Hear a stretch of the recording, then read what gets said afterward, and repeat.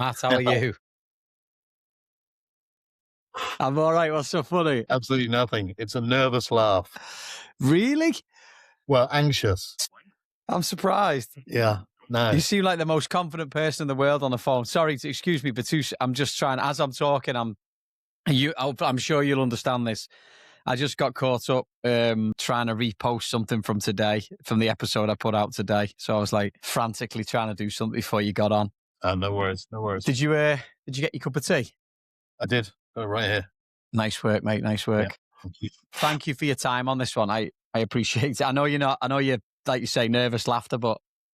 Well, you see, it's a little bit of, I just get anxious about not, because I forget so much that I'm going to be kicking myself for the rest of my life. And I'm going to be like slapping my head going, I should have said that. It's like, what a terrible answer you gave when you could have said these 3 or 4 things. Well, that's the beauty of it, Matt. We could just make a series of it, so you can come on every week and give me your opinion. Excellent. No, it's not quite right. Let's do another one. Yeah. Well, that's the thing as well. I'm not sending it to you because honestly, you'd be surprised the amount of people sometimes, especially when I don't know them, and they say, "Oh, do you mind if I just have a look at it?" And I'm like, "No," because the second I send it, they're just going to carve it up and go. Yeah. But then when it goes out, they're actually all right with it. But I'm the same as you. I had this conversation with someone yesterday, and I was saying, I say things and they sound so profound, and it sounds like I know what I'm talking about. And then someone will go to me, "Can you explain that again?" I'll go, "No, I've forgotten everything I've just said." Yeah. That's why I'm trying to get things on down, because every now and again I might come out with something quite prophetic, and it might be something I could use down the line. But if I don't record it, I'm not going to remember. I basically, I don't know, for the last number of years, I just write everything down. So I'm a great note taker. These are not that you need proof, but these are my work notes just from this year. That's impressive. So it's like my daily planner, and then kind of I take my notes from the meetings and the stuff I got to do, because otherwise I'm just going to sit there like a Brussels sprout and just do nothing all day. And so I literally look at this that I've got next to me. I bought this off Amazon for about a tenner, and I just update it every week. And this is literally everything that I've got going with podcast or scouting or teaching or whatever. Yeah, here we go. Look, this is gonna be an hour and a half of. I've got this. You've got this. Better than that. Now my room's messy. Welcome to the Crossing the Pond podcast, hosted by me, Gary Adair, where we talk to people from all walks of life, artists, educators, entrepreneurs and adventurers, to explore the stories and lessons that can help you understand yourself, others, and create meaningful change in your own life. This week on Crossing the Pond, we're joined by Matt Maule, a man whose journey spans countries, careers and plenty of air miles along the way. Raised in Reading and Berkshire, Matt's path took him from the lecture halls of the University of Hull to a formative stint in Sweden before he made the life-changing leap to the United States in the early 2000s. Matt opens up about navigating career pivots, facing setbacks, and building the resilience needed to start again. Lessons learned across continents that no classroom could teach him. Now, based in sunny Miami, Matt runs his own analytics consultancy, working with clients around the world, and joins us to share the story behind the journey. Let's take it back to the beginning, mate. We'll start off, born in Reading. So I really see that I grew up in Thailand until I was 11, which is like a suburb of Reading. And for those first 11 years, my whole life was just like 4 streets, right? It was a street I lived on. It was a street I walked up to go to school, and then the street to school. And then there was probably another street. I think it was by the little colonnade of shops where we used to ride our bikes. So up until 11, growing up in Thailand was just that. It was walking down the street, seeing friends, going to school, and all the rest of it. So that was kind of growing up, was just all about, until I went to secondary school, all about football and just that little pod, that little place that I lived in. Yeah. And then when I went to secondary school, I had to get like a couple of buses to go to school. And so it was my first independent journey, if you like, to Reading. And Reading was like, we grew up in it, so you didn't really think much more of it. But people who lived outside of Reading that came to Reading on a Friday or Saturday night to go to the pubs were like, "Oh, Reading's really rough." And then when he kind of came, when I would go back particularly during my 20s to Reading. It was like, oh yeah, I can see what they mean. Because you kind of get out of the... Well, you don't know what you don't know, do you? Yeah, it was just a very unassuming place. Totally normal. A little bit boring, probably, but just normal. This is very niche. Is it true that Neil Webb grew up down the road from you? Yes. I know you wanted me to talk about my goal that I scored when he saw me do it. I've heard a rumour, yes, through you and through our good friend Chris Morgan, who said it as well. Ask him about it. I mean, the ball came over the top, and I just basically, it bounced once, and I hit it on the half volley, and it looped over the goalie, and Neil Webb was walking along the side of the pitch, walking his dog. And I believe, it might be in my head, he stopped and applauded. And then he went to my manager and said, "Who is that guy? That was a great finish." Maybe the ending is a bit embellished, but listen, again, I'll believe you. I want to meet somebody who was on that team to verify the goal actually went in. Yeah, as long as it was you that scored the goal and not some other fella on your team, and you just made it into you, like some Roy the Rovers madness. So we'll stick with Reading for a little bit. Like you talk about school. Like when you and I spoke there the other week, you said that school didn't come easy to you all the time, but you managed to get through and pull off decent grades. Yeah. What do you remember about school? Was it difficult for you, or was it just a case of, hard to focus? Yeah, it was kind of both. So, and I remember this kind of vividly. I guess it had a big impact on me. When I was at primary school, I was really good at maths. And we used to have this little competition. The teacher called it tables champions. So she'd get a pair of people to stand up, and then she would fire off like questions to you, 7 times 6. And you have to spit out the answer as quick as you could. And the first person to say it remained standing, and the other person sat down. And we just do that until there was a tables champion. And basically, I won it a lot.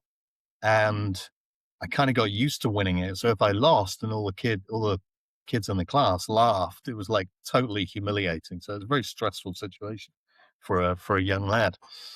But I was really good at it. And my teacher used to make me do I had to answer in like base 5 or base 7, which I couldn't even explain now what it is. But when I was doing it, I could do it like super quick.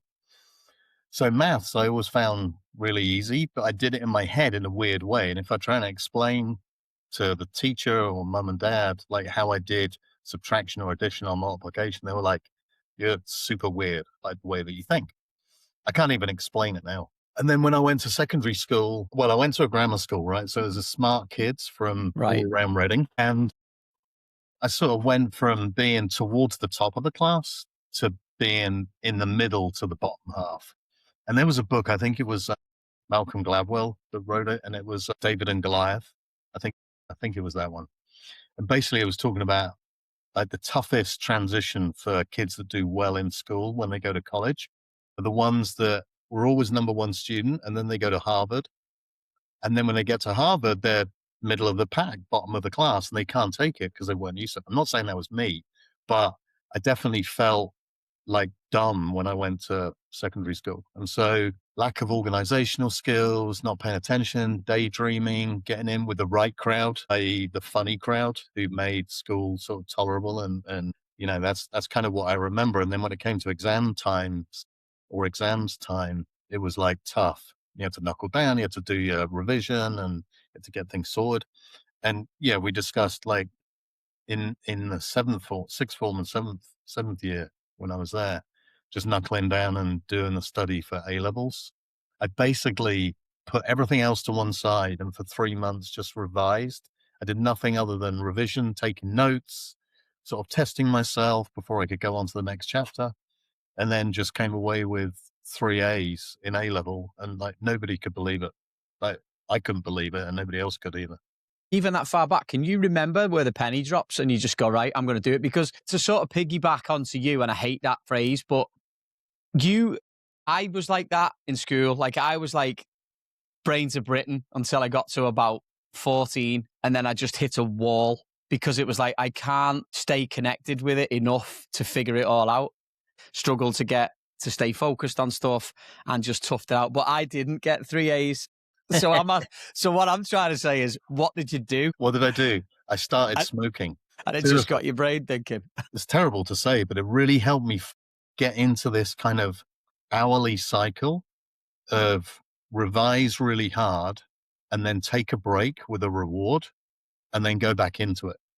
So I'd be like studying for, I don't know, English. I did English, biology, and geography. So I was studying super hard for an hour, and then I'd hang out the window, like one ear listening to whether my parents were in the house or coming up the stairs, leaning out the window, like having a smoke.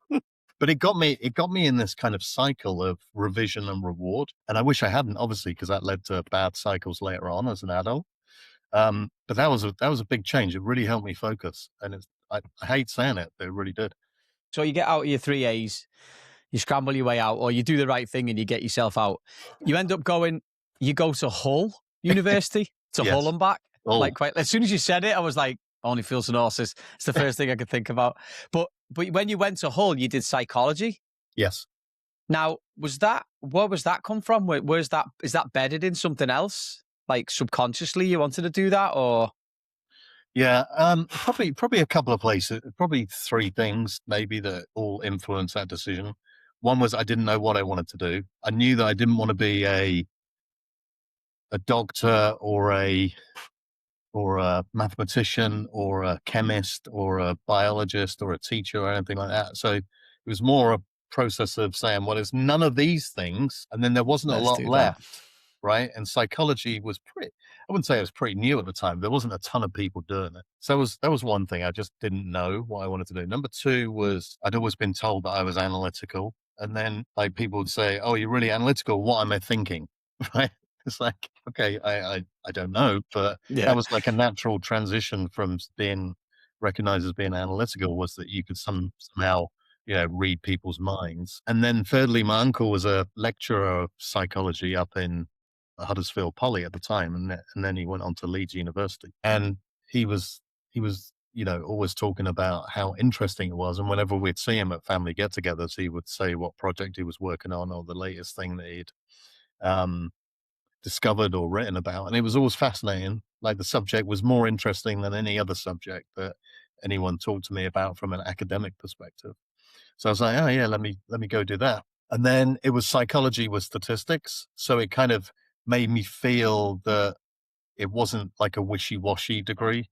It wasn't just understand people and figure out what makes people tick. It was tied into data. Yeah, data analysis and everything else that goes with it. Yeah. Yeah. Did you find that interesting straight away? I know you said your uncle was in that field. Did you start to realize, I'm actually into this as you're going through it? Yeah, I think even before. So my dad was working at a recruitment company, and he was like a junior partner. The founder was a senior partner, and then the founder brought in a couple of other partners, and one of them was a hypnotherapist. He did recruitment, but he also did hypnotherapy. So, back in the day, the parents used to have their friends around, and they'd come around for dinners, and then the kids would be trotted out, 10 minutes of exchange, and then we'd go upstairs. And he would talk about his experience being a hypnotherapist, and I thought that was kind of interesting. So I think I went to a weekend course at university on hypnotherapy, and this was before I'd chosen a university. Right. It was great. It was like super interesting. So that was the interest I had in psychology before I went. And then I think looking at the curriculum and all the options you had, like psychology is such a varied set of disciplines. There's animal psychology, there's psychopharmacology, there's sports psychology, there's a whole range of different things. And so at Hull, the opportunity to kind of go deep into a particular discipline was there. So a lot of my sort of peer group went off and became like doctors of psychology or cognitive psychologists. There was a couple of people that went off and did sports psychology. And so, yeah, just there was always something interesting to sort of read about and get into. Yeah. On a very surface level, you've gone from, your 4th Street theory when you were a kid to then going to a school on the other side of town to then going to sort of, call it Eastern Yorkshire. Like, how's the change? And then from school, you went to Sweden. Is that right? Yeah. So I think the scariest one, and it's probably because I was youngest, was going from Tireless to Reading, as ridiculous as that sounds, because it was like completely out of your you're away from your parents' control and influence, and then you were on the other side of town. So I think that was the probably the more nerve-wracking experience. Plus, the school I went to, we wore grey suits, right? So we stood out like sore thumbs in the middle of town, and it did attract some attention from some rival schools. So there were some moments where one might have felt a little ganged up on, and you had to run pretty quick. And then going up to Hull, it was a 5-hour trip from Reading, so it wasn't as if I could pop round mum and dad's for a weekend if things were rough. But it really didn't. I wasn't phased by it, to be honest, and it just seemed like a good place, and the campus was nice, and the people were friendly, and it was generally like that for the 3 years I was there, and so I really liked it. I dream about it to this day, going to some of the clubs and some of the places around Hull, and last summer I met up with all my roommates from year 1 through year 3 up there, and we spent a bit of time in the Lake District. So really good people as well. And then Sweden, before I went to Hull, me and the boys from Reading School, where I went to school, we all went off to Magaluf for uh, end of school celebration. And I met a young lady, and she was Swedish, and so we dated all the way through college, and then I went over there after I graduated from Hull. How was that? I mean, I'm just trying to think about that. Obviously, you've been dating someone, so you kind of pick up on the lingo. I mean, listen, Reading to Hull lingo is like going to a different country in itself, right? Bit of a transition, yeah. A little bit, but I mean, going to Sweden, what does that teach you about new environments, different experiences and everything else? I'm assuming you didn't have a job when you went to Sweden. Like Correct. you weren't going to Sweden for the job. You're going to Sweden for the girl. Right. Yeah. Yeah. So basically, that summer I did I did as many jobs as I could. So I think I was a removals man with Andes of Wokingham with a friend of mine, Duncan.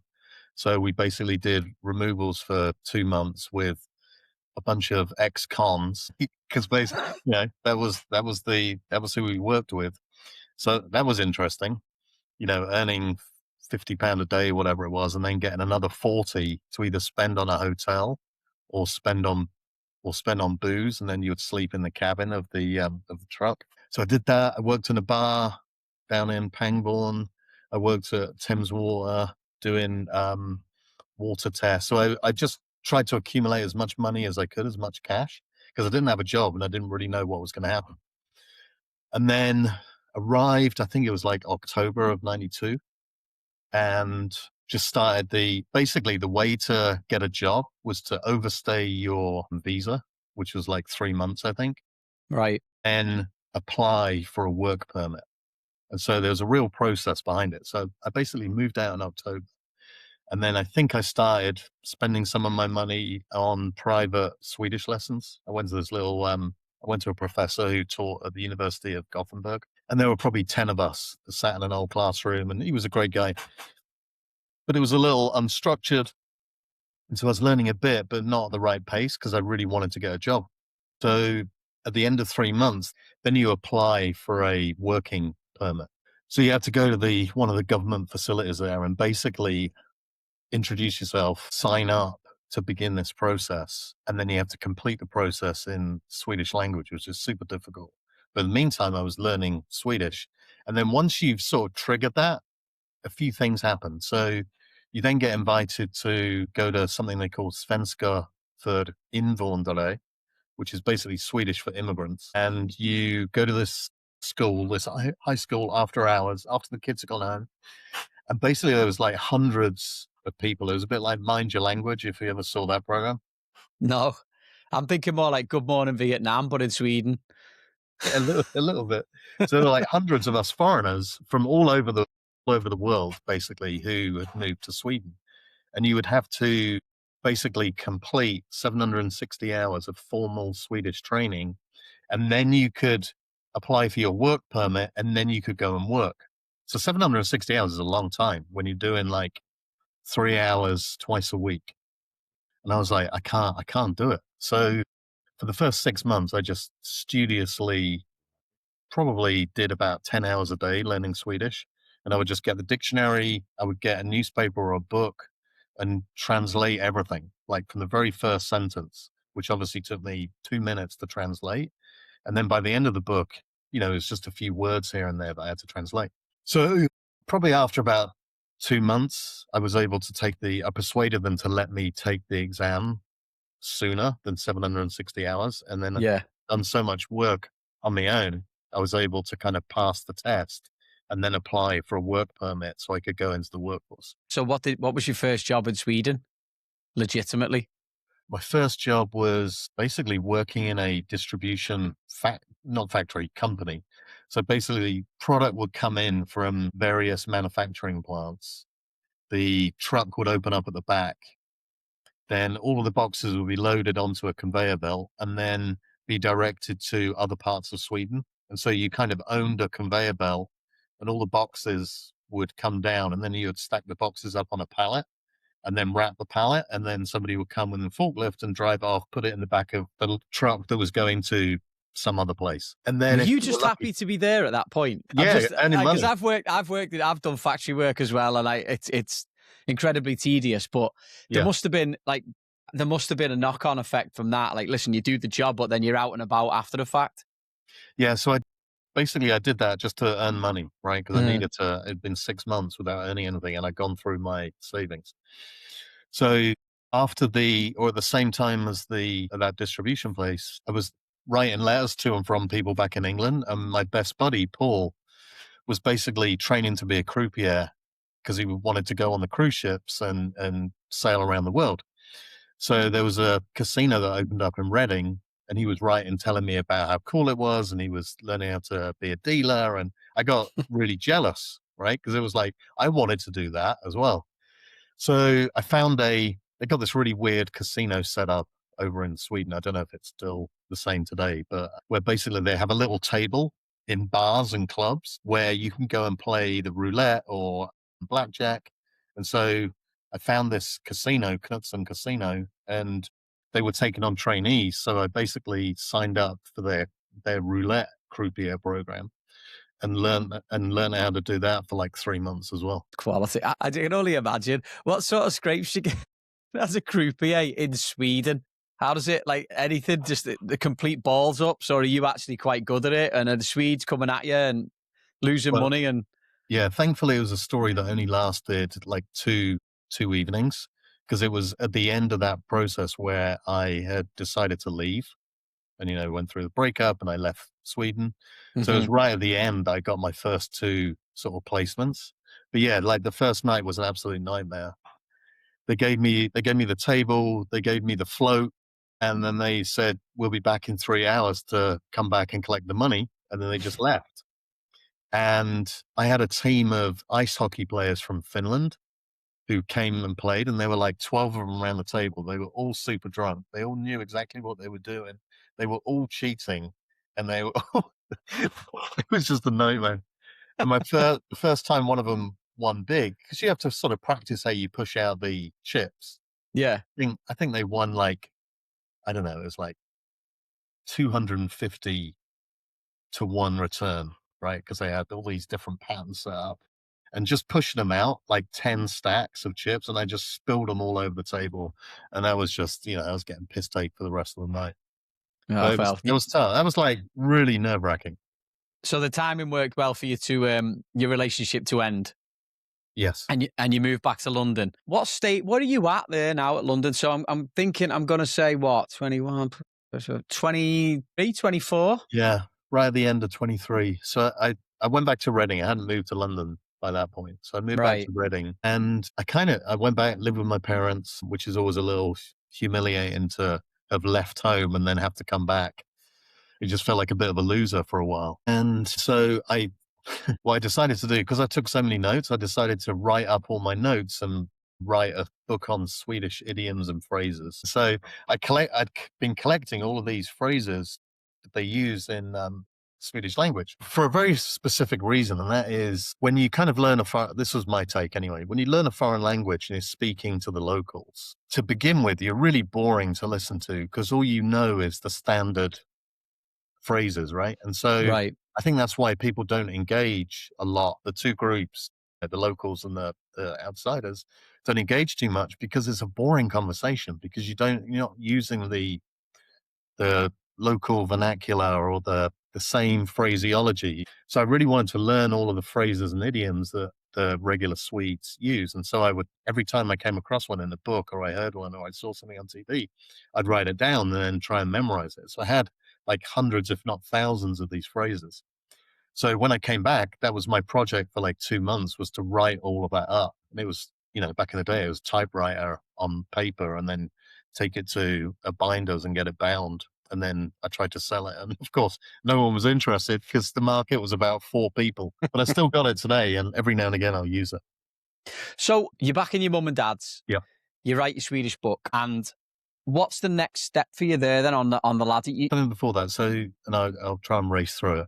So I was lucky to get a market research job where I had to call people in Sweden, Norway, and Denmark.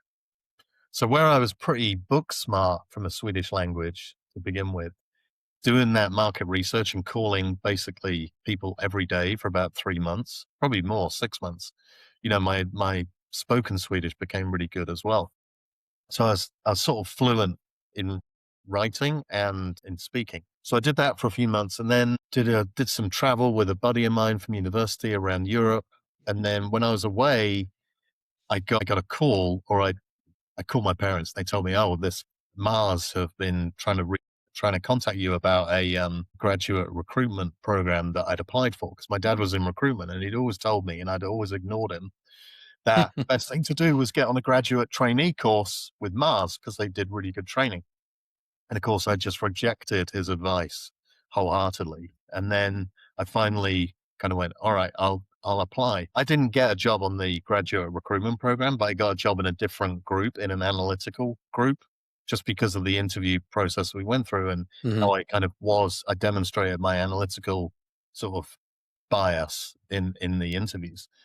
But the caliber of people was amazing. Like, they were all Oxford or Cambridge grads, or many of them were, or they'd done something amazing in their gap year, or they'd like saved the planet 3 times or set up a charity. I mean, these were like real. So me learning to be a croupier at some rinky-dink casino in Gothenburg and working in a factory didn't help me at all. But my argument to that was, and I kind of think this is where I come into this, and I could draw parallels, like just your ability to go backwards and forwards, people, and have those failures and deal with that sort of, call it an alternative. Because I know, the Oxford and Cambridge likes, and they do all this stuff.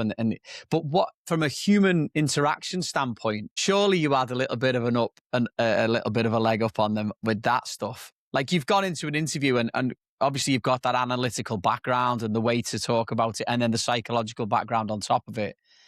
Knock-on effect of, include that with the madness of being a croupier in Sweden and working in a factory in Sweden, stacking pallets. Because that's, again, takes resilience to do that job. That's the way I look at it. Like, I think that's kind of where I'm going with it, is that you need that level of resilience to, you can't just go and do a pilgrimage to somewhere because, mum and dad are paying the bills, so to speak. Yeah.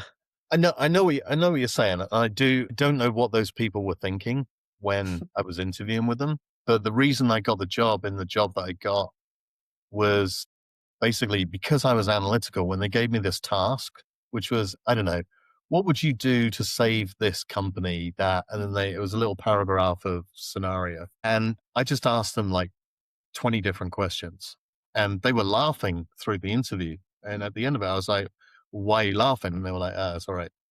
Just go away, do the exercise, come back and do your readout. So I went away and I came back and I did my readout. But then I got a call a couple of weeks later and they were like, yeah, we were laughing because you were so, you were asking lots of questions. And basically that's what a proper analyst has to do. They got to ask a bunch of questions and figure out what the answers are, right? And then anticipate what the next set of questions are going to be, and drill and drill and drill and go down, down, down. So I just demonstrated that is that's a natural part of me. And so that's why I think I got that job. I think the other experiences probably helped me when I was recruiting people as a manager or a director or whatever, because I saw past the traditional route and I saw a value in some of these less obvious, less well-trodden paths, I would appreciate when they'd gone a little askew or even learn a lesson. Because if you've made a mistake and you've learned a lesson, in my mind, you're more valuable than the person who hasn't yet made a mistake. How long did you stay at Mars for? Probably about almost 2 years, and then I just got a little because it was the coffee vending division of Mars, so it wasn't like Right. the candy bars. Mars bars. Yeah. Yeah, it was Clicks and Flavia drinking machines, and I ended up. It was for an analytical guy. It was a cool job. I got to forecast all of it because they basically have their machines that they sell, and then they've got all of their product that goes through the machines. So white coffee, 2 sugars; white coffee, 1 sugar; white coffee, no sugar; black coffee, 1 sugar, and all these variations of the different, chocolate and lemon drinks and orange drinks, and some which were specially formulated for humid climates that you'd have in the Far East, and some for like England, and some for hard water, and some for soft water. And so there were like 2,000 different product lines that I had to forecast. And if I got the forecast wrong, the factory manager would come and beat me up. I mean, not literally, although he felt like it a couple of times, because I would tell him, you got to make 60,000 of these white coffee, 2 sugars. And then the orders didn't come through, and he was left with all of these. Pods or whatever they are, packets. Yeah. So it's a That's good quite, analytical job, but it was a little boring at the end of the day, and I wasn't loving coffee. Like, I drank a lot of it, but I wasn't like a aficionado in coffee. And then I saw this job come up finally where they wanted somebody that could speak Swedish. There were like no jobs where anyone wanted Swedish, and it was with United Airlines based up in Heathrow, and it was right at the beginning of the Star Alliance. It was basically the founding members were United Airlines, Lufthansa, and SAS. And so they're like, we want a business analyst. And if you've got any of these languages, German or Swedish, that's a bonus. And I'm like, that's me. you're like, yes. Finally. After going through the You Daily got a leg Telegraph, up. Sunday So Times. I'll ask that question again. Did you go into Sweden, give you a leg up in that job? The answer is yes. Very true. Very true. Yes. You've mentioned Heathrow Airport and United Airlines, so I'm all in now because I love planes. So what was your job there? Basically, me and a colleague, Phil, would take these big printouts that would come off the big printer, and the pages were like 2 foot wide, just with all those, I forgot what those type of printers were called. And we'd just tear off the data, and then we'd put it into a Lotus 123 spreadsheet.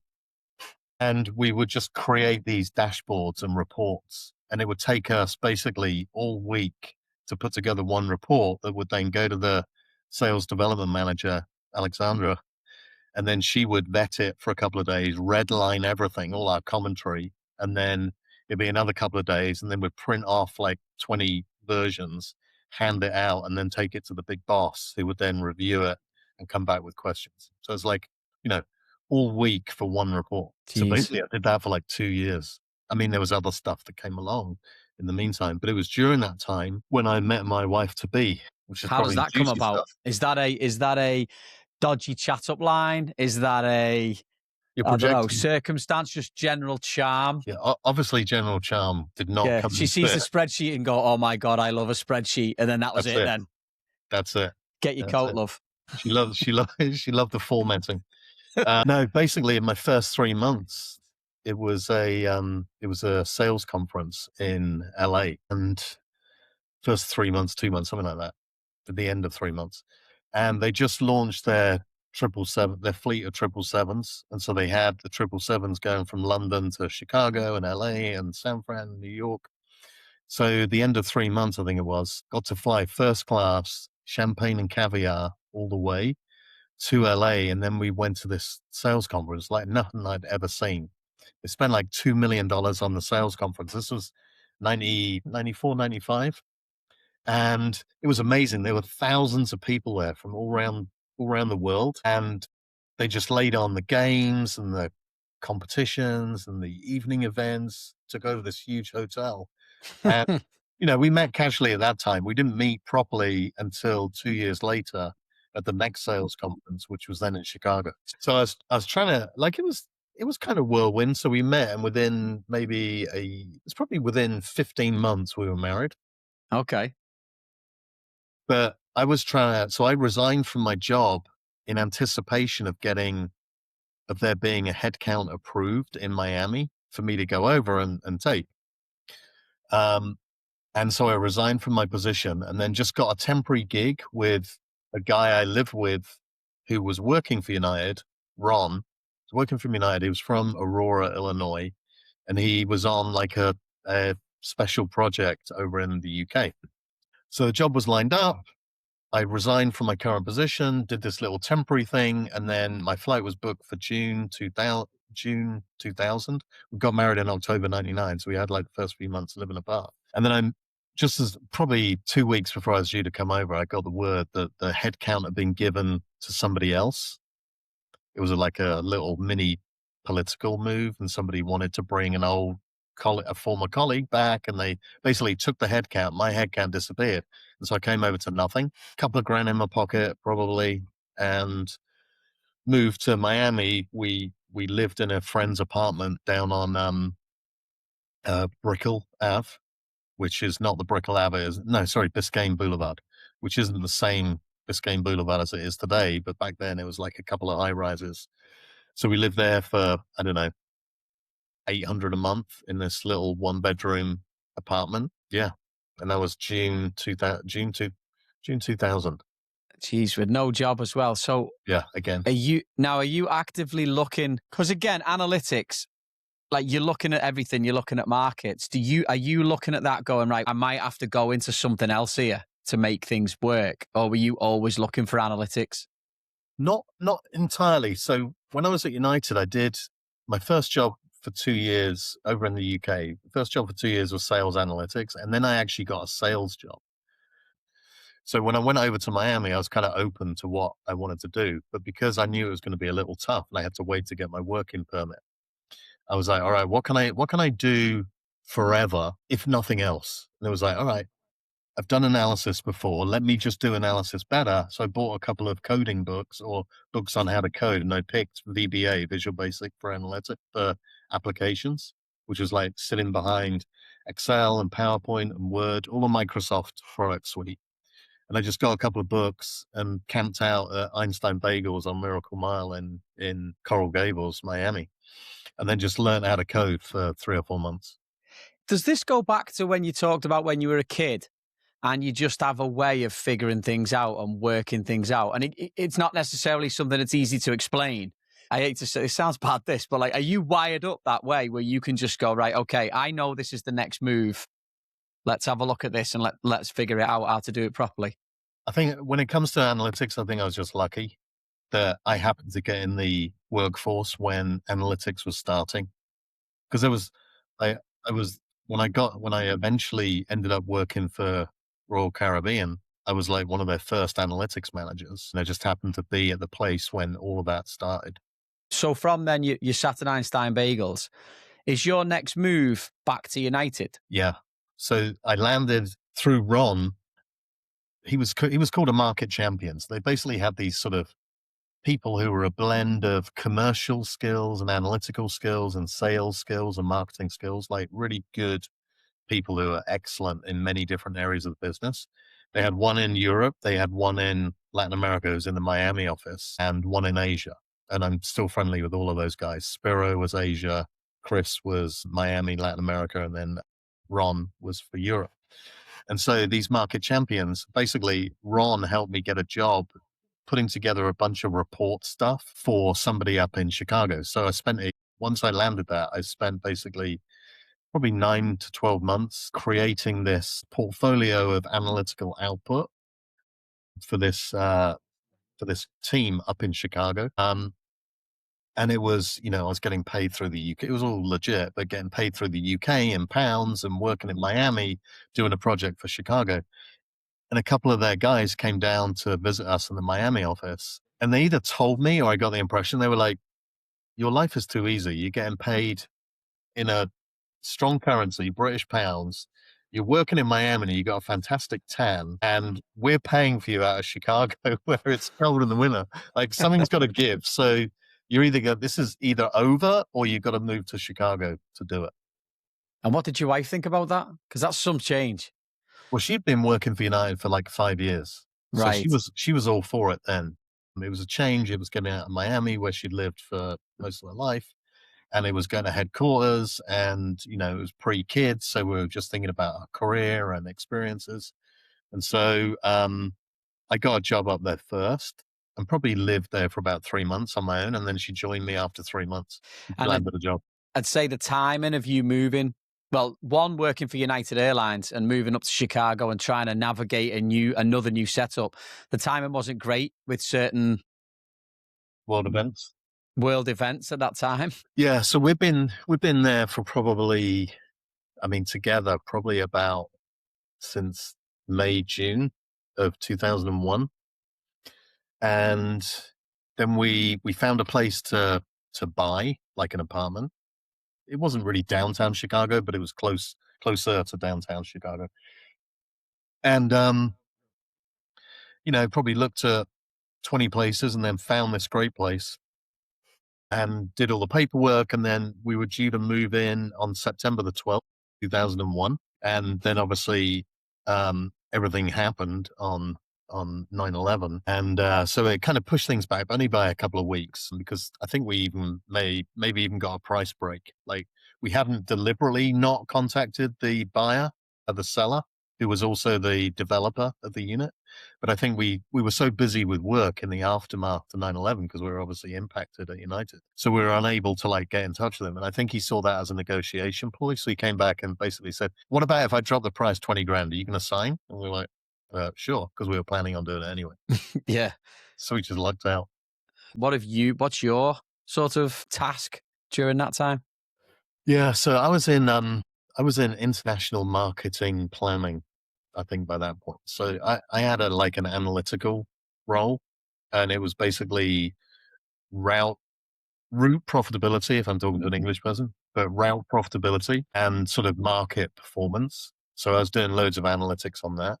And the wife was it was sort of airport services, quality assurance. So she would work in a team that would basically, we're trying to give United Airlines a much better name than it had at that point, because the year before there'd been a big pilot strike and it was a nightmare. So they were trying to bring back the reputation of the friendly skies, and investing in, a whole range of new departments. And so one of them was a team of people would go on and just check the quality of all the airport services, including cleaning the aircraft and turnaround times and on time departure performance and all that baggage stuff. So she was part of that group. And obviously when the fleet was grounded, there wasn't a lot of markets to analyze, and there wasn't a lot of aircraft to do QA. The entire industry was just flattened because of that. Nothing compared to what those poor people suffered and the families that were left suffered from. But from a commercial perspective, it was obviously impacted pretty hard. Eventually, within 3 months, she lost her job. And my team had gone from, I think there were 40 of us in the team. And through reduction in force and voluntary layoffs and furloughs and all that stuff, we were whittled down to about 8. So we went from 40 down to 8 people. And then everyone had to apply for new jobs. So managers had to apply for analyst jobs, and analysts were given the opportunity to apply for managers' jobs. And the whole thing just got totally turned on its head. Meanwhile, the workforce went from something like 110,000 down to about 40,000 within a year. Yeah, it was brutal. The cuts and how they went about it was just brutal. Yeah, that is. I mean, like you say, you can't put a price on the people involved on the planes, but at the same time, there's a massive knock-on effect. So what stage do you move back to Miami? The stage where the wife said, either I'm moving to Miami or we're moving to Miami, because it was her birthday, which is in May, and it was snowing. It was yeah. And we'd had 4 years there, and the temperature, from 2001 to 2005, the arrival of our first kid, who was now 2. And, in the cold climate, it's tough when you're shoveling, snow just to get to work, and then driving 2 hours to work. If you want to take the baby out in the pram and it's not the summer, you're wrapping them up for minus 30-degree wind chill. And it's just brutal. It's super. So life is really, it's hard doing basic things. So I think she'd had enough, and I felt like moving to Florida was I didn't feel like I wanted. It was I felt like it was going to be me going into retirement, moving to Florida. And I was like, I don't want to do it. I don't want to go there because it's like my work. It's like a giving up kind of Yeah. Florida. It's like, It's like a step back. Did you, I mean, and yeah, the way that your mind works as well, did you genuinely toy with this? yeah, Like, I don't want to go back there. Like moving back in, not on, all right, levels, but like moving back in with your mum and dad after you moved back from Sweden. yeah.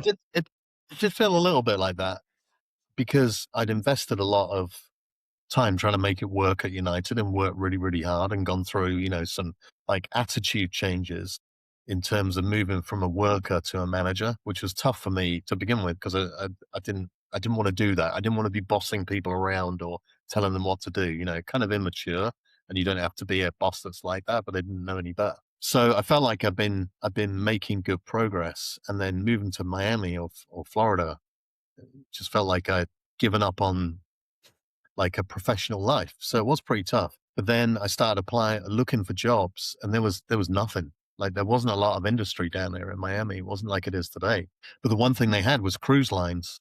And I think when you work in the travel industry, the airline people think they're the smartest and that's the best business. And I would argue that they're probably the highest IQ. And then cruise ships was sort of at the bottom from an IQ perspective, the way that the airline folks looked at it, but they were the highest EQ because they know how to have fun. And basically, you get on a plane to go from A to B, but on a cruise line, the whole thing is the experience is the cruise. Yeah. And it wasn't until I got down there and had the interview at the Royal Caribbean offices where I just saw all these people and like everything was noisy but fun, and there were accolades everywhere, and people were wearing the Royal Caribbean logos. It was like, wow, people really love the company they work for. And so I got a job in marketing analytics and basically stayed there for another 16, 17 years. What did being a father, becoming a father do for you? Like, I'm just thinking about the way that your mind works as an analyst. Like, how does becoming How a did I get father, someone pregnant when I'm an analyst? Is that what you said? how'd you get a girlfriend? But like, it's more like, what does you, is there a shift? Like, do you approach things differently now? Or did you, because you had a kid? Because you have two now, right? You have Yeah. two kids who Yeah. will be obviously in the 20s, I'm Yep. assuming. Yeah. Yeah, so the second one, well, that was another trigger for the move to Miami. Was kid number 2 was on the way, probably about a couple of months away. So I think the change was, and I credit my father-in-law, who isn't with us sadly anymore, but we had a good 10 years with him down in Miami. And I think the change was just seeing that I had to, what's the word? Adapt. Provide. I had to provide, right? Yeah. Well, I yeah. gotta drop all of the stupid stuff and just focus on being a provider, right? Not just for the end of the month, but for the long term. So I think that, as soon as your baby's presented to you, or set eyes on them for the first minute, like everything changes. And then when you have one child, it's like, you accommodate the child into your life. And then when you have two, I think your old life is gone. And now you've gone from kind of a person with a kid to now you're dad and you're part of a family unit. So So I then think the I second mean, child changed everything more than the first. yeah, because then it is a thing. Like, listen, this is a thing now, and we Yeah. have to do what's best for us, collective. You're not just looking out for the two of you. So you're working 16 years at Royal Caribbean. You must have loved. You must have liked it. Like, was it by the end? Were you all singing, all dancing, wearing all the logos, and doing all that? Or Yeah. Remember, I'm an analyst, so we didn't do a lot. And I'm British as well. So we didn't participate in all of the jazz band stuff. I was lucky because I did a lot of different jobs. The first job I did in marketing analytics was I was there for 4 years, and that was really tough because analytically moving from sort of sales data to marketing and consumer data is a really difficult transition. But it's more simple than marketing analytics, where you get into a whole different set of sort of ways of looking at things. So I did that for like 4 years, and that was really tough. So I had, two kids under 3, living in Miami, getting used to that and the cultural differences as well, not just in a work environment, but in a home environment. Because now we were closer to the family in Miami, and my wife's parents were Cuban. And so I was getting used to the Cuban way of, raising it or being part of a family. And then at work, you know how we Brits are, we tend to say something and then we wait for the answer. And there's this polite exchange of, you know, conversational moments that occur, and it's one and then back and to and fro. Well, down in Miami, you got like 10, 15 people talking at once. And it's a skill to be able to, like, pick up on any part of that conversation at any given point. But Yeah, it's, process it in the right it way. Yeah. was kind of different as well. So after all that time, 16 years, you walk away from it, or that time comes to an end more than anything else. Not that you walked away, but the time comes to an end. Like, what brought that about, and what's going through your mind at that time? So it was, COVID hit, right? So I remember because I was still playing football at the time, playing five-a-side with a bunch of like cruise guys, basically from all around the world who played, came from countries that played football. One of the chaps, an English guy, and he was like, oh mate, there's this thing happening in China. He said, and we got to move some ships. He said, this is big. This is going to change the world. And I'm like, it's a load of BS. It's just a bit of flu. Everything's going to be fine. It's like, we love the drama. And, this was in probably February, mid to late February, I think it's first sort of started out there. And yeah, so COVID happened, and basically, similar thing to the United post 9/11, a lot of layoffs, lot of massive uncertainty about what was going to happen. The layoffs didn't come initially because it was like, this could be 2 weeks of disruption, or it could be, and then it was like, we were talking months, and then it was like years or never that it was going to get solved from a cruise perspective. So for about a year and a half, we just dealt with, not having a product to sell, trying to keep the company afloat, minimize the staffing, reduce the spend in media and marketing, and then, make difficult decisions with sort of headcount reduction and responsibilities and stuff. And then everything started to clear. And this was probably around May or June of 21, I think. There was more of an outlook.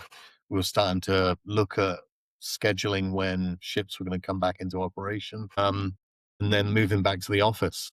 And one of the prerequisites for coming back to the office was having the COVID vaccine. And trigger warning, I was one of those people that decided I wasn't going to go ahead and have one of those vaccines at that point. And I, was pretty adamant in my mind that that was the case. And the company was pretty adamant in its mind that if you were going to keep your job, or if you're going to work in the office and keep your job, you were going to do that. And so, being a stubborn git as I am, I held to my principles and my decisions, as did the company. And so we parted ways towards the end of 21. Wow. I'm not saying you regret that because you stuck to your guns, but have you, in your mind then, have you got to just completely reinvent yourself again at that point? Because my point is, like, you've gone from 16 years of being sort of not institutionalized, but working in the same environment. And I'm sure, obviously, having a reputation, I'm presuming you got leaned on in an analytical sense for when you're talking about making those tough decisions for other people, towards other people, right? I mean, looking at the money, where the money's going, where money can be freed up, and et cetera, et cetera. And you've gone from that and being pretty stable and clearly recognized to, okay, now you're not doing that anymore. Where's your head at that point? Yeah, it was kind of, I really worked hard, and I think I succeeded in not being bitter about it, because I could have gone bitter and turned into, even more grumpy old sod, just like bemoaning my fate. But I did see it as a decision. I mean, the way the company looked at it was I was making a decision, and I looked at it that they were making a decision, because my philosophy to that sort of thing hadn't changed ever. So I wasn't making a decision. I just wasn't, going with their recommendation. That was a kind of, pretty strong recommendation at that point, with consequences if you didn't follow it. But I'd really got to the point where, because, you're always thinking, in the run up to that, when we didn't know where the world was going to go or where cruising was going to go, you always thought, it could be me next. I could get the call from HR and they're gonna can me for good reason because we're not bringing in any revenue. So you kind of think about what's next and what you would do. So I was slightly prepared for it, and I did get, they were fair in that they gave me a few months to sort of clarify what my point of view and position was. And so I had thought about it, and I basically thought, if I go back to work, I could be stuck doing the same weekly meeting for the next 10 years. And then, no one's going to come to my funeral and say, my God, Matt was a really key contributor to the weekly trading meeting. Do you remember when he said that, this market was up 22% versus same time last year? Like, no one's going to remember that. And I wouldn't remember that either. So I kind of said, I was 50 at the time. It was like, all right, I'm 50. I probably got 10 years that I want to work really hard and, put time and effort into. So do I want those 10 years to be more trading meetings, or do I want to take a punt? And I look back, I mean, you'll appreciate this.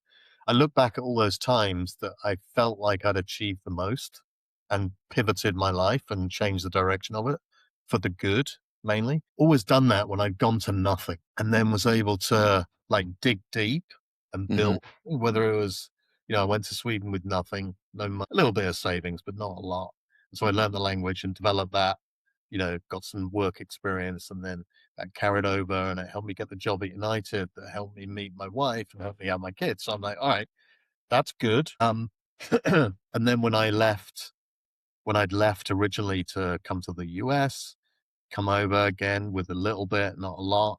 Same thing. I had nothing, but I dug deep. I learned how to code, and it gave me a job for, 20 years. So I was like, all right, I can do this. I can go to nothing and then build. If I graft and take lots of notes and come up with a bunch of ideas and do a bunch of stuff. So that's kind of what was going through my mind. And then luckily the wife was supportive, and she was like, we got savings because we're pretty frugal and we don't spend money on, a bunch of stuff other than vacations. So I was like, all right, I can get through. She sent me a couple of jobs, like after maybe 3 hours, that she thought I should apply for. And I'm like, just hold off, give me like 6 months and let me see if I can make a go of this, and then start sending me all the jobs, but let me make a go of this first, because I think I can do it. Did you ever think you'd end up running your own thing? Or did you always just see yourself as a cog in the system who will figure it out every single time? Yeah, I think before I joined the corporate world, I never thought I'd work in the corporate world. And I was rejecting my dad's advice. If you remember back in the day, he wanted me to go for the graduate recruitment program at Mars. No way. Didn't want to do that. And then when I was a kid, the first money I ever brought in was, I was an odd job man in the neighborhood. So I basically printed off a bunch of flyers and then dropped them in people's letterboxes, and, got jobs cutting the grass, cleaning out the attics, digging holes for flower beds or whatever it was. I'd always kind of, once I got into the corporate world, and my dad was kind of sowing a seed maybe 5 years before it happened about, maybe you should think about, are you growing as quick as you want? Maybe you should think about setting something up on your own. And I just didn't have the balls to do it, because I was just cranking out. I was, slowly moving up the ladder and slowly accumulating more responsibility. And I just figured that it would pay off in the end. I mean, obviously that didn't, but the experiences I got from doing all of those different jobs and having those different responsibilities paid off, because that now what I can offer as a consultant is, it's broad and it's pretty deep as well. And you've mentioned as well, like, that people don't always fit into corporate structures. And we kind of said this at the beginning, and I think this comes back. This is a point. Like, what do you think organized make of people like that? Like, organizations miss about people that maybe don't fit? So I have a team of contractors who I bring in for certain projects, right? And most of them are sort of solopreneurs who have their own gigs, but they're really strong technical experts in a particular flavor of analytics, usually, whether it's media analytics or e-commerce analytics or market, channel, commercial. And maybe it's just the ones I work with, but we're all a little kind of we talked about ADE, right? When we chatted before, but I'd say we're all a little neuro spicy, so that we got a little edge. We'll go down our rabbit holes, we'll cut off communication, and then we'll come back with the ta-da answer later, or we're told what to do and we kind of reject it a little and have this visceral response to being told what to do or how to do it, and then acquiesce and figure out that maybe that advice was good after all. But I think a lot of the people I've worked with in the analytical sphere, you get pigeonholed as just being an analyst. So it's really, you've got to make a concerted effort, I think, to develop those other skills, whether it's leadership or communication or executive presence. Or you just take you take the fact that you're not going to be like that, and you just got to really become a domain expert in your sort of code of choice or your platform of choice. And so a lot of the analyst types, I think, just become like resident experts in, particular platforms or processes. Yeah. You're 4.5 years into your Mm. most recent venture, and you have you've just mentioned it a little bit then. You have a small team of analysts as well, right? You're doing work for a number of different clients as a consultant, right? Yeah. But you've got to the point where, I mean, listen, I'm not trying to blow smoke, but you have got to the point where you've generated more than $1 million through various analytics in different places. What are you enjoying the most about that, about the freedom?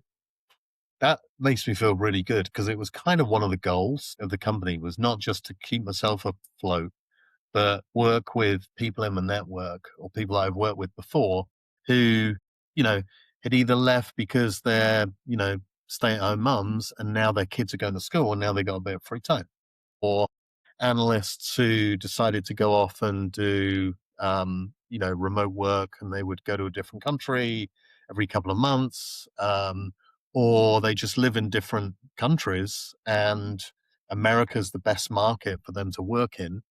And I can provide sort of projects for them to work on from wherever they live. So that's I got somebody in Thailand, I got someone in Argentina, someone in Colombia, someone in Canada, the UK. And so it's just people that know how to do their stuff. And I can just, because I've been fortunate to sort of be able to leverage my network, people I worked with over the last 20 plus years. If they come to me or I bring a proposal to them and there's a project, I can bring these people in to that project as well. So that makes me feel really good. And the fact that people I know and respect and love have been able to like push some work their way, if that's the type of work that they're doing, like contract work. Yeah, that's really good.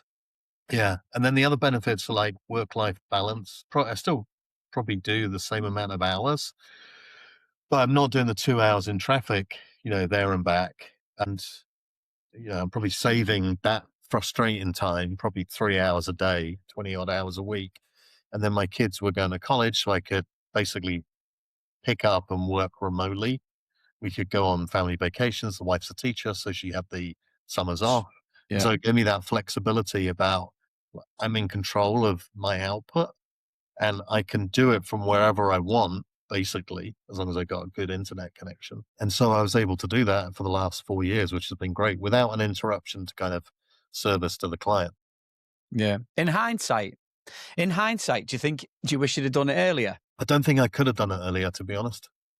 Right. Because those last 2 or 3 years, particularly during sort of COVID and post-COVID, because the workforce got shrunk, I was given a lot more responsibility, and so learned a bunch of stuff that I never would have known before. So I think it rounded out my kind of analytics knowledge, if you like. Yeah. So I'll go to the next one. So you went into a second foray into producing a book, and this one did fly. Although I do want a copy of this other one, and I'm gonna fish that off you at some point. So you published a book, How to Be a Great Analyst. Yes. So was it literally just, again, you take these notes all the time, and it was a case, you know what, I've got all this stuff, this can be helpful, I'm going to put that out. Was that in addition to the consultancy work as well? Did that help with the project? Well, so I started the book back it took me 12 years to do. basically, I started it in, I don't know, maybe 2012, I think it was. And I just started working with a new team. I had to recruit about like 30 people in 2 months. I had to recruit, and half of them were analysts. So it was a real baptism of fire looking after sort of call center operations. So I was introduced to a whole bunch of new people, some of whom had analytics experience and some of whom didn't. Right. And so I just like make a note of, as I said, I take a lot of notes. And then one of them, Tammy, said, oh, you should write a book on all this shit.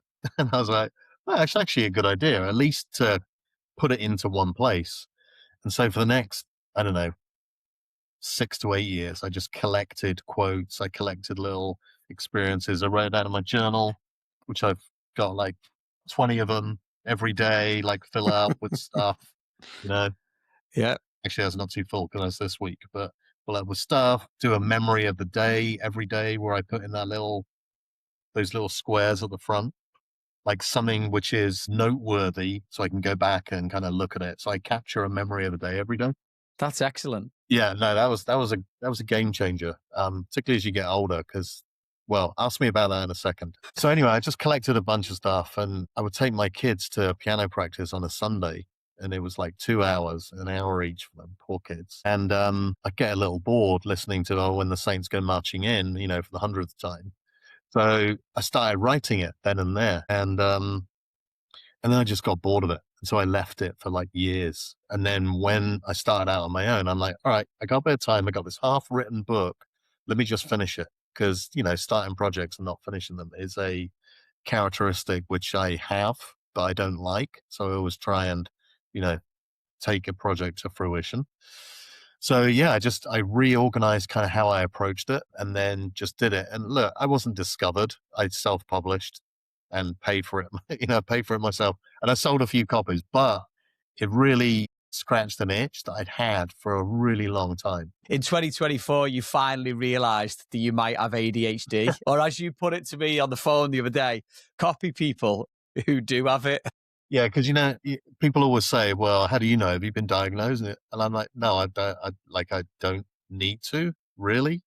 And then the people, what I read was the people that say, "Oh, everyone's like that." They're the ones that have ADHD. I can't remember what the trigger was, but it was like, "Oh, what are the symptoms of ADHD, or what are the characteristics of somebody that has it?" And there's a couple of people in my fam that have it. It was obvious, they were when they were younger, they were like, in a little bit of trouble with the authorities and were diagnosed. So I went through the list, and it was like check, check, check, check, check. Like out of the 19 things, I had like 17 of them, and it's like, yeah, always fidgeting, knee going 100 to a dozen, like under the table, getting up every 10 minutes, walking around because you don't like being seated. If somebody tells you what to do, there's like this negative response. It's like, tell me what to do. Can you tell me what to do? And this kind of weird, you hate process, but you need it. Yeah. So all these things, it was like, oh yeah, like, okay. And so then it was then even if I mean, it's very trendy to say you've got this or you've got that. So I really don't care, except some of the characteristics I have. What it became was a resource for me to look at and go, all right, I've got many of these traits. Like, why and what can I do about it to not fall into the destructive sort of patterns and paths that can lead you down, basically? Because if you have like authority, I've forgotten what it's called, but it's like you basically reject authority. How can that manifest itself? Well, I got a taste of that like a few times. I basically got told I wouldn't progress in Mars because I had a beard. And I'm like, well, I'm not shaving off my beard, so I guess that's the end of my career. Because, we worked in and around Yeah. all the rest of it. So it's like, yeah, I got that. And it's kind of it's negative, but it's a positive because it makes you do other things as well. But let me look at that, see what I can say is interesting and maybe a trait that I have, and then try and work on it and do something about it, just so I become like a better person. No, listen, I'm sure I haven't read the list, but I'm sure I've got to say I'm probably like at least 13 or 14, if All that's right, what it is. I'm going to read some out. You want me to? Yeah, go on. Have you got them on your screen? Yeah. Yeah, go on then. Hang on a sec. All right. And you can put your thumb up. Let me hang on. Where is it? Come on. Okay. Careless mistakes, lack of attention to detail, difficulty sustaining attention, seems not to listen when spoken to directly, doesn't follow through on tasks, difficulty organizing activities, avoids or dislikes tasks that require sustained mental effort, frequently lose things, keys, documents, etc. That Easily one definitely, distracted. like that one's up here. You Yeah. got, you're checking them all off. Forgetful in daily activities. Then you fidget, you leave your seat, you're restless, you have difficulty engaging in quiet activities, you feel on the go or driven by a motor, you talk excessively, you blurt out answers, interrupt, don't wait your turn well, and interrupt or intrude on others. Jesus, I was doing so well at the beginning. I was like, no, I'm quite organized. I like planning and organizing things. And then you just reeled off the last 10 and I'm like, shit. I think I got to be at least 11 of them Yeah. somewhere along the line. So I'm going to go positive now. So your kids are both doing master's degrees. Your wife teaches special ed. Looking back at everything, what are you most proud of your little family unit now? I think accidentally creating an environment that gave my kids both a Anglo and then a, dare I say, Caribbean cultural influence, so that they came out really, I mean, in my opinion, of course I'm biased, but with the best of both. So they love their kind of Cuban heritage and they love their British English heritage as well. They're both bilingual, they're analytical, but also pragmatic. So they don't get, there is analysis by paralysis. I don't think I suffer from that personally because I get a little bit bored overthinking things. And if nothing else, I'll just, toss a coin or throw a dice and decide what to do if I can't decide. So they're just really good. They're good kids who are smart and also determined. Also, they've got a good sense of humor as well. And just they're good with people. They can have a good, interesting conversation. So I think the output of our relationship was great kids. So I'm really proud of that. And then I think just the fact that we've figured out how to do a lot of, our time and money on experiences, particularly around travel, right? Instead of being obsessed with, material Stuff. Yeah. When you look back at everything, right? Moving countries, switching careers, losing jobs, building a company, does it feel like reinventing or improvising with what you have? Has that been a constant theme? Whenever you've been down, like you've been able to bounce back, right? And I'm not trying to sound like Alan Partridge now, like I've just said that. I just realized as I'm saying it, you self-published the book and I've just said bounce back. But when you look across this whole experience that you've been on, has there been a constant theme that you've kind of moved with as you've gone? Yeah, and I think I don't think it was planful. Because I kind of mentioned, about the toss of a coin or a dice, but when it did come to some tough decisions, I did literally. There's a great book. It's called The Dice Man, not Andrew Dice Clay. It was called Luke Reinhardt, I think, and I read it like when I was in my teenage years. And basically it's about this New York attorney that was bored with life and he had a choice to make and he didn't really know what to do, like A or B. So he saw a die on his table. He was like, well, if I get an odd number, I'll do A. And if I get an even number, I'll do B. And he threw the dice or the die and, it was whatever the result was. And he did that thing.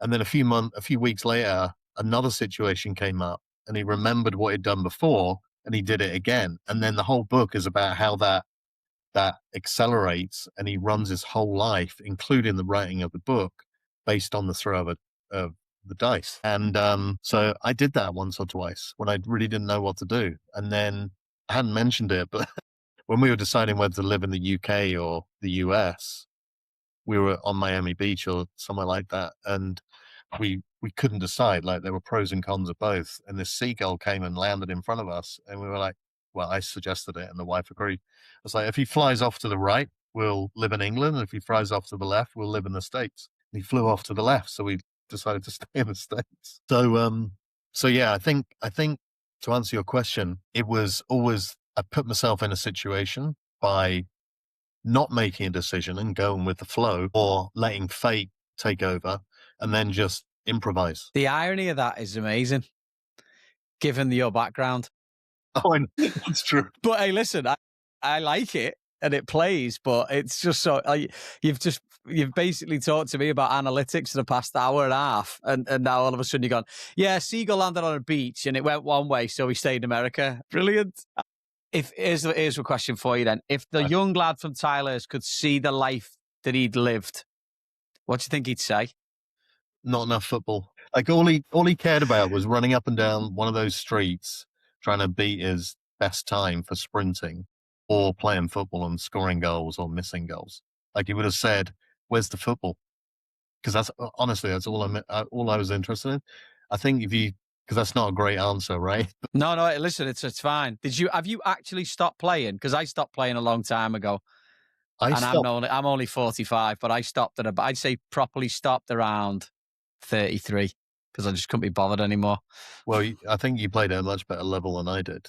Well, so I kind of didn't play in my 20s, and I played a little bit in my early 30s when I was in Chicago. Played with a team of Mexican gentlemen in a intramural league in Chicago that was quite tough. Let's put it that way. Then when I moved to Miami, I didn't play for probably 10 years. And then I picked up with a bunch of guys that I worked with, and they had this regular game going on. So I probably played about 6 or 7 years, 5-a-side, 6-a-side, 7-a-side, across 3 or 4 different groups of guys. Some old farts like me, and then some of the young guys in their 20s, the Colombians and Argentinians and Brazilians that played, Royal Caribbean group. And then about probably a year and a half ago, I really knackered my neck. So I was really afraid about heading the ball.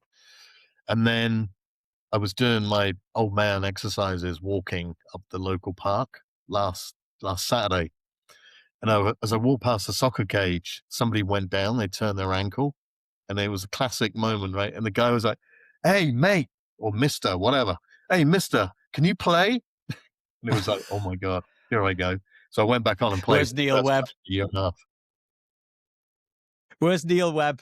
Get him on the Exactly. sideline. I'll show me stuff. Last question for you, mate. Do you think the ability to improvise is something people can learn, or is it something that life forces on you? I think you got to have a confidence that you can do it. So I think your parents can teach you that, or a teacher can teach you. Somebody of influence can teach you that. Sounds cliched, right? That you can, if you put your mind to it, and you get rid of all the obstacles that you put in your own way. If you clear your mind, get rid of those obstacles, believe that you can, and then put in the graft that you can do whatever you want to do, right?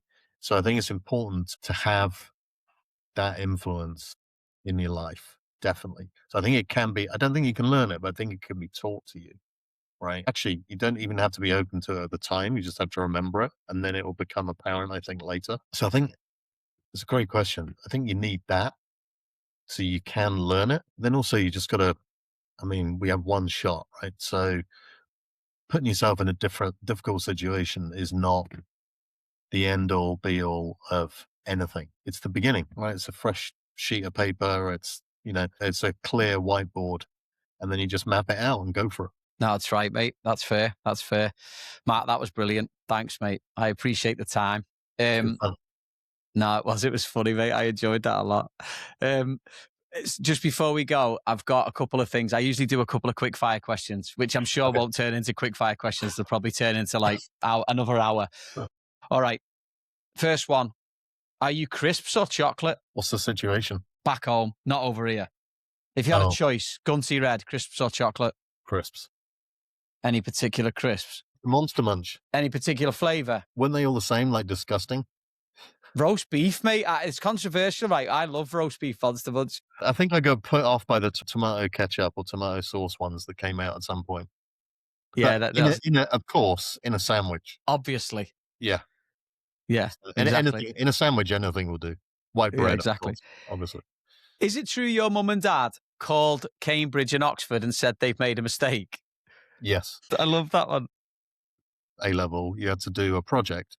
And so I did my project on the effect of microclimate on animal life, right? And they were convinced it was a biology project, and they refused to acknowledge that it was. And they challenged the board, and they're like, "This is wrong." It's like, it's a biology project. and wrote to I think they got in touch with the guy that marked the project. And maybe they were just like, pretending that's what they did. But to this day, they were like, that was a biology project. And I was like, no, it was a geography project. What are you singing on the karaoke? Probably a Depeche Mode song. Ooh, solid. That's Just not bad. Because my wife said I sounded like David Garn once. Would that have been on the first the LA sales meeting after a few cans? Yeah, it was a few weeks ago, actually. I think it was Personal Jesus I was singing along to. Oh, I want to hear that. Definitely. One thing that you can't get here constantly that you wish you could get from home. I think different music on the radio. Oh, that's a great shout. When you go back, it's like all new music, right? And yeah, it goes on loop after a while. But here, and I love the songs they play, but it's the same, 100 songs that get cycled. Yeah, that's true.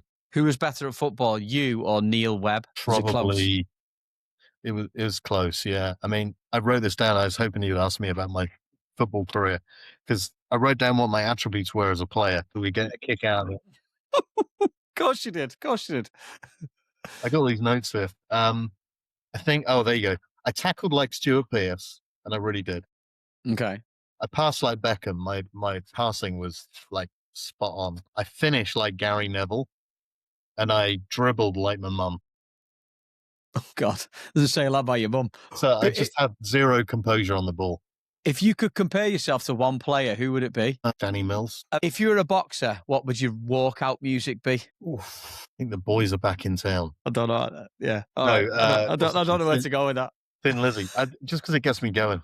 All right, fair enough. Yeah. If it gets you going, that's what you need, isn't it? All right. Who makes a better Cuban sandwich? Your missus or the father-in-law? It was definitely the father-in-law. But the missus knows where to buy the best ones. Matt, thank you so much, mate. I really appreciate this today. That's because I was waffling. Thanks for listening to today's episode. If you or someone you know has a story to share, we'd love to hear from you. Reach out to us via our socials or visit www.crossingthepondpodcast.com to get in touch. Please be sure to subscribe, like, or leave a comment if you can. Thanks so much for listening, and we'll see you next time. Across Pond Podcasting.